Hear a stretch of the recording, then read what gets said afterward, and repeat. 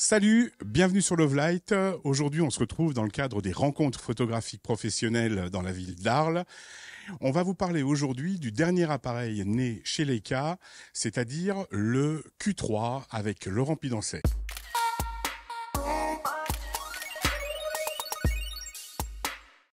Salut Laurent. Salut Alex. Donc là, moi, je voulais absolument parler du Q3 puisqu'on n'a pas encore eu l'occasion d'en parler dans Love Light. On a laissé nos petits camarades le faire beaucoup mieux que nous.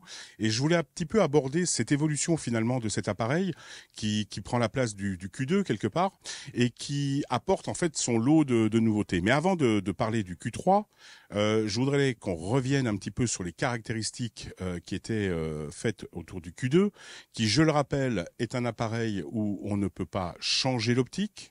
Tout à fait. En fait, c'est un appareil qui est compact au sens propre du terme, c'est-à-dire qu'il est construit autour d'une optique et donc cette optique est non interchangeable et c'est un appareil qui a un objectif de 28 mm et une optique qui n'existe pas dans le reste de la gamme Leica, qui a été vraiment fabriquée que pour ce type de boîtier.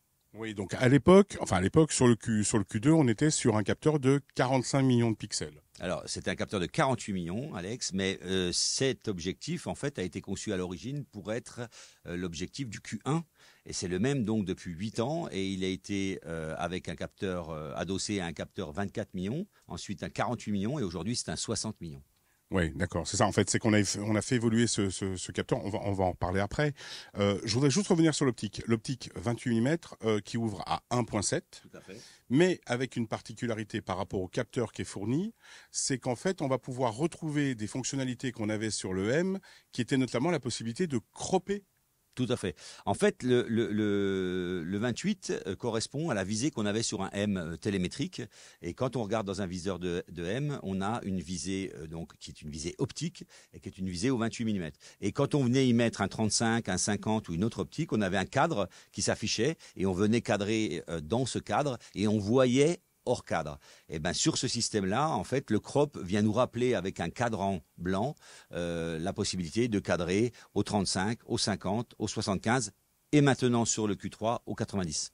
Oui, donc les amateurs du M sont pas complètement désorientés ici, ils s'y retrouveront.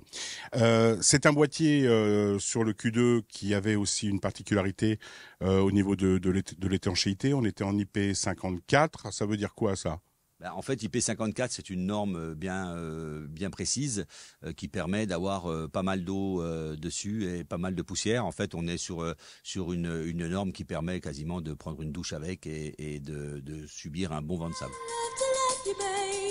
Ce Q3, il a évolué sur plusieurs aspects et notamment la première des choses qui est flagrante, c'est la taille du capteur. Alors, la taille du capteur, elle est flagrante sur la fiche technique. Moi, je dirais que la première chose la plus évidente, c'est l'écran orientable, si tu me permets, parce que oui, vas-y. C'est ce qui, en fait, le différencie de l'autre. Si on enlève cet écran, eh ben, en fait, on est vraiment sur une ergonomie du Q2. C'est-à-dire, c'est vraiment le même qu'un Q2, à part l'écran orientable. Si on revient sur le capteur, en effet, le capteur est un nouveau capteur. C'est un capteur donc BSI, à l'inverse de ceux-ci qui étaient des capteurs FSI. On pourra peut-être parler de la spécificité plus tard. Et surtout, et c'est une première, entre guillemets, comme sur le M11, on a un capteur qui est capable d'être géré en DNG, donc en brut, avec 3 tailles de fichiers différentes, 60, 38, 36 et 18 millions. Salut Mag. Salut Alex. Tu as autour du cou le petit dernier de chez Leica, le Q3, que tu vas tester pendant toute la journée. Et puis je te propose en fin de journée de se retrouver pour pouvoir parler des points positifs et des points négatifs. Ça te va ? Oui, ça me va, avec plaisir. À tout à l'heure. Il y a un autre point sur lequel je voudrais revenir aussi, c'est des éléments qui ont été rajoutés au niveau de la connectique. Puisque on voit l'arrivée de l'USB-C, omniprésente aujourd'hui, incontournable. Donc Leica l'a fait, mais avec 2-3 particularités et notamment des notions d'évolution qui vont arriver après par la suite, puisqu'on va pouvoir aussi rajouter des accessoires. Alors, premièrement, l'USB-C qui est intégré, tu nous en dis quelques mots ? L'USB-C qui est intégré est le même que sur le SL2, SL2S et M11. C'est un USB-C qui est, on va dire, dans les deux sens, qui est capable de gérer aussi bien du signal vidéo, son et donc aussi de la charge. C'est-à-dire que c'est la possibilité de brancher un powerbank dessus en permanence pour pouvoir être autonome pendant 2-3 jours d'affilée sans problème. Tu parles de la batterie, justement une petite particularité, c'est que sur le Q3, on a fait évoluer la batterie un petit peu plus puissante pour essayer de gagner un peu de temps, c'est ça ? C'est ça, les évolutions des composants actuels nous ont permis de faire ça, donc on l'a lancé sur celui-ci, ça va devenir la batterie standard de tout le système Q et SL. Elle a gagné à peu près 25% d'autonomie, elle passe à 2200 alors qu'elle était à 1800 à peu près. Oui, d'accord. Alors après, sur cette USB-C, on va pouvoir ajouter des accessoires qui vont nous donner des nouvelles fonctionnalités. Alors déjà, juste un truc, moi qui m'a un petit peu surpris parce que c'est tout nouveau, un premier accessoire qui est finalement un accessoire destiné à l'induction. C'est ça. En fait, l'autre particularité quand on prend un Q3 et qu'on n'est pas au courant, on se rend compte que dessous, il y a des petits ergots et des petits contacts. Et on se dit, pourquoi des contacts ? Eh ben, c'est qu'en fait, on a un accessoire qui est une poignée. Et cette poignée permet la charge par induction. Donc, on sera plus obligé, si on le désire, de sortir la batterie pour la charger. On peut charger le boîtier comme un téléphone en le posant sur un petit tapis spécifique et en chargement par induction. Il faut un chargeur induction spécifique parce qu'il lui faut beaucoup de charge et il faut absolument cet accessoire qu'est la poignée. D'accord. Et il y a un autre élément, on en parlait tout à l'heure pour préparer cette séquence, c'est qu'en fait, le firmware va évoluer au niveau du Leica, ce qui va donner de nouvelles fonctionnalités au niveau de certains accessoires. Oui, alors l'USB-C va nous permettre plus tard, puisqu'on vient d'intégrer un mode vidéo professionnel dans ce boîtier, donc il y a toutes les possibilités vidéo du moment avec du ProRes, du log, des luttes intégrables. Il fait 8K en vidéo avec aussi un mode ciné 4K, 4.2 10 bits. Bon, ça c'est de la technique. Par contre, l'USB-C du coup va nous permettre de venir accessoiriser la partie vidéo avec un micro déporté ou avec un casque, par exemple. Et oui, puisqu'il n'y a pas effectivement pour une question d'encombrement, on va se servir de l'USB comme bus global en fait. Parlons maintenant, parlons art, parlons photographie. On a ce boîtier qui est un petit bijou. On a une petite chose quand même qu'il faut dire parce que c'est une des grosses, à mon avis, évolutions. Je voudrais que tu me parles de l'autofocus, puisqu'on a changé le microprocesseur qui se trouve à l'intérieur. On est passé sur quelque chose de plus rapide. Alors, on est passé sur quelque chose de plus rapide et pour la première fois chez Leica, on y intègre un autofocus par détection de phase, en plus de l'autofocus par détection de contraste. Et c'est vrai que c'est quelque chose qui manquait. Bon, sur un 28, c'est pas prégnant hein, parce que c'est pas une longue focale, donc c'est quand même pas quelque chose de rédhibitoire. Par contre, on a vraiment un mode avec l'IAF, puisqu'il y a aussi un système qui est le DPD, qui permet de gérer la profondeur de champ et le mouvement dans la profondeur. On a un autofocus qui maintenant est redoutable. Oui, pour faire simple, alors je vais me mettre à la place d'Alban qu'on salue, qui peut pas être sur cette capsule aujourd'hui, mais je vais faire mon agitateur. Ça veut dire quoi ? Ça veut dire que l'autofocus maintenant il est bien. Alors, c'est pas vraiment ça, parce qu'en fait, c'est toujours pareil. Il y a plein de polémiques là-dessous. L'autofocus par détection de contraste, c'est sûrement le plus précis. Mais en basse lumière. Mais en basse lumière, on est un peu limité. Donc la phase vient prendre le relais et ça pouvait manquer. Sachant que cette optique est une optique très lumineuse et un grand angle, jusque-là, c'était pas quelque chose vraiment de rédhibitoire. Oui, on est sur du 1.7. C'est vraiment violent. C'est violent, ouais. On est sur du 1.7 en ouverture, donc c'est vrai que c'est quand même très sympa. On a rajouté de la vidéo. Alors tu en as parlé très brièvement tout à l'heure. Bon, on va pas non plus s'éterniser complètement là-dessus, mais quand même ce qu'on peut dire, c'est qu'en fait, Leica a apporté tous les codes destinés, j'allais dire, aux professionnels, puisque tu parles de log, tu parles de ProRes intégré. Tu parles de lutte, donc la possibilité donc de faire ta colorimétrie en fonction de ce qui est nécessaire. Qu'est-ce qu'on peut encore en dire ? En fait, on peut en dire que Leica peut pas rester en marge de tout ça, que c'est un boîtier qui est un des boîtiers les plus vendus aujourd'hui chez Leica et qui est vraiment une passerelle pour faire venir les gens, que les gens comprennent quelle est la philosophie de la marque, quel est ce fameux rendu colorimétrique, cette qualité d'objectif, cette qualité de bokeh, de transition. Et de facto, quand on va commencer à travailler en vidéo, on va vouloir avoir ce qu'il y a de mieux. Et jusque-là, il était un peu en retard en vidéo. On peut l'intégrer maintenant, on a profité. On avait évolué avec le SL2S sur des qualités, on va dire, professionnelles en vidéo. On l'a intégré là-dedans, ce qui fait que c'est pas un boîtier vidéo au sens premier du terme, mais vu que c'est un boîtier très pro, il permettra aux pros de travailler en vidéo et de faire de la vidéo ponctuellement. Oui, voilà, c'est ce qu'il fallait dire sur la vidéo. Je reviens maintenant sur la partie photo, parce que c'est quand même cette partie-là qui nous intéresse le plus. Je voudrais que tu nous parles un petit peu de stockage, et puis le fait maintenant d'avoir un capteur de 60 millions de pixels. J'imagine que la taille des fichiers a dû un petit peu évoluer. C'est peut-être aussi pour ça qu'il y a des options qui permettent de sortir en 18, 36 ou 50 millions de pixels en DNG. Là, on est à combien en taille sur un 60 millions? Ça dépend de comment on travaille, mais c'est vrai que si tu travailles en DNG avec 60 millions, tu as des fichiers qui font quasiment 100 mégas. Donc ça va très vite, il y a intérêt à avoir une bonne carte, on est sur une carte SDHC. On n'a pas mis de mémoire interne parce que ça venait à nouveau et réalourdir le côté interne, le côté aussi prix évidemment. Et pour le moment on est encore sur de la SDHC. Une autre chose que je regarde sur le boîtier que je trouve vraiment intéressante et qui a évolué, on en a parlé tout à l'heure, c'est le viseur. Oui, alors le viseur a vraiment évolué, c'est-à-dire qu'en fait, notre force sur le précédent boîtier, c'était d'avoir déjà un viseur de plus de 3 millions de pixels. Là, on est passé au-delà de 5 millions, c'est-à-dire que c'est la même qualité de dalle que sur le SL2S et sur le SL2 qui sont vantés par tout le monde en tant que visée. Et on a retravaillé le viseur donc avec une qualité de lisibilité qui est assez extraordinaire. Une autre fonctionnalité, et il est unique au monde à faire ça, c'est le fameux mode macro. Comment ça marche ? C'est quoi le principe pour ceux qui connaîtraient pas encore ce concept? En fait, c'est assez simple. C'est que quand on travaillait à l'époque sur la partie optique d'un mode réflexe, par exemple, d'un appareil réflexe, on avait des objectifs standards, qui soient 28, 50 ou autres, et on pouvait ponctuellement y mettre une bague à longe. Et à ce moment-là, le tirage changeait, mais on n'avait plus de mise au point à l'infini. Le tirage changeant, on avait une mise au point rapprochée plus importante. Et là, en fait, on intègre l'équivalent d'une bague à longe dans le système. Tout le bloc optique avance et c'est comme si on venait lui mettre une bague à longe d'environ 5-6 mm et on a vraiment un mode macro et non pas une mise au point rapprochée. On vous mettra des photos qui ont été prises justement avec ce mode macro. On essaiera de pouvoir un petit peu voir, parce que c'est vrai que l'intérêt aussi avec une ouverture pareille, c'est d'avoir une profondeur de champ splendide.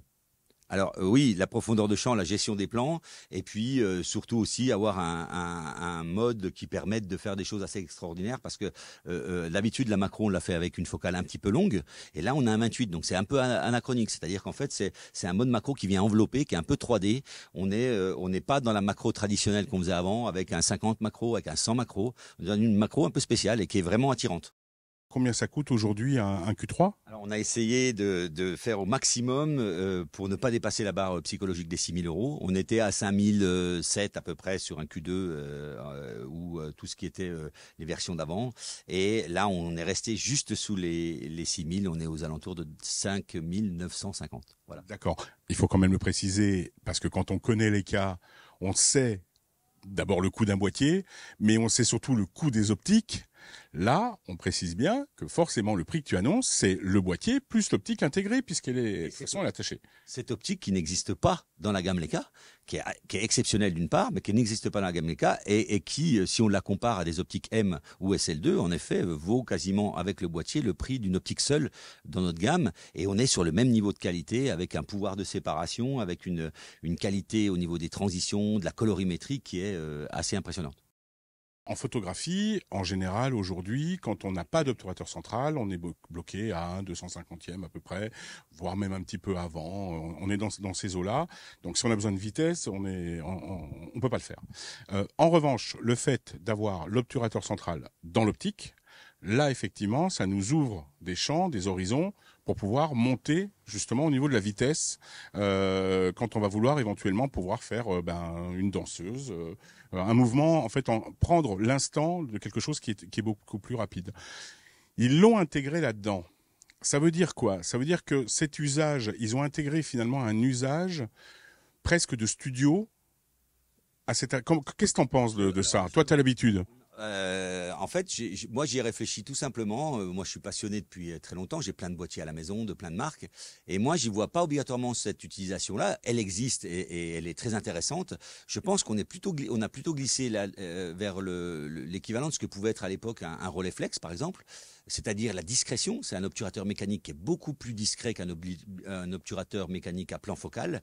Et évidemment, le côté excentrique-concentrique évite un mouvement. Ça veut dire que par rapport à un mouvement vertical ou horizontal, on est sur quelque chose qui est beaucoup plus stable, qui est beaucoup plus fiable, et puis qui vous permet, même sans stabilisation optique ou capteur, de descendre déjà à des vitesses très basses à la main. Ça veut dire qu'on est capable, avec un obturateur central, de descendre au quart ou au huitième de seconde sans bouger. Alors que le mouvement latéral ou vertical, lui, va vous provoquer un mouvement. Ça, c'est la première chose. Et ça, couplé au fait que l'optique est stabilisée optiquement parlant, bah là, on descend à la seconde sans bouger et c'est assez magnifique. Oui, et ça doit certainement nous permettre aussi d'avoir des vitesses qui, normalement, sont à peu près le double de l'optique quand on veut pas avoir de flou de bouger, par exemple. J'imagine que là, on gagne aussi un petit peu. Alors on gagne sur les fameux cas d'école, hein, le fait de doubler la focale pour la vitesse choisie, mais aussi je pense on gagne beaucoup, et c'est ce qu'on voulait aussi, en discrétion. C'est-à-dire que c'est un obturateur qui est très discret. Il y a un petit truc que je voulais dire parce que je me suis amusé un petit peu à regarder dans les menus parce que tu connais mon côté software et geek. Il y a des modes qui sont déjà préprogrammés. J'ai vu qu'il y avait ce fameux mode noir et blanc. J'ai vu qu'il y avait des modes où on rehausse certains plans. Tu peux m'en dire quelques mots quand même parce que la personne qui a pas envie de prendre une photo et d'aller la mettre dans un Photoshop, dans un peu importe le logiciel, il y a déjà des choses dedans. Alors oui, cet appareil, en fait, il est presque fait, même si le DNG est extraordinaire, même si aujourd'hui on est tous des fans de Lightroom, de Capture One pour aller jouer avec, c'est un appareil qui en JPEG est extraordinaire. C'est-à-dire qu'on a même des pros qui travaillent d'ailleurs en JPEG, parce que en intégré, dans la partie progicielle, on a vraiment des possibilités énormes. On a ce noir et blanc qui est vraiment typiquement Leica et qu'on a du mal d'ailleurs à reproduire sur Adobe par exemple ou sur des XO ou autres. Et ça, c'est vraiment un travail des ingénieurs de chez Leica.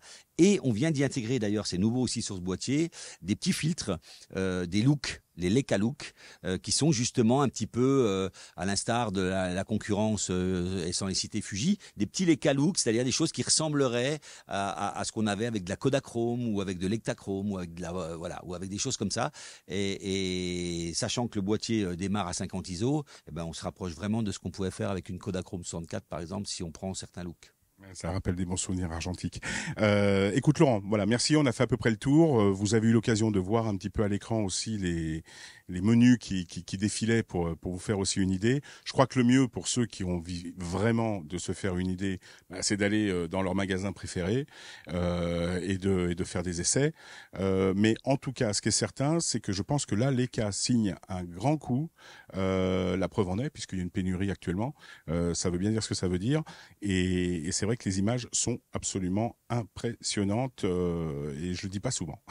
Bon, Laurent, merci. À très bientôt de nous avoir reçus. Merci. Et puis on se retrouve très certainement pour d'autres aventures dans ton univers de Leica. Il n'y a pas de souci. Puis bonne petite balade à Arles.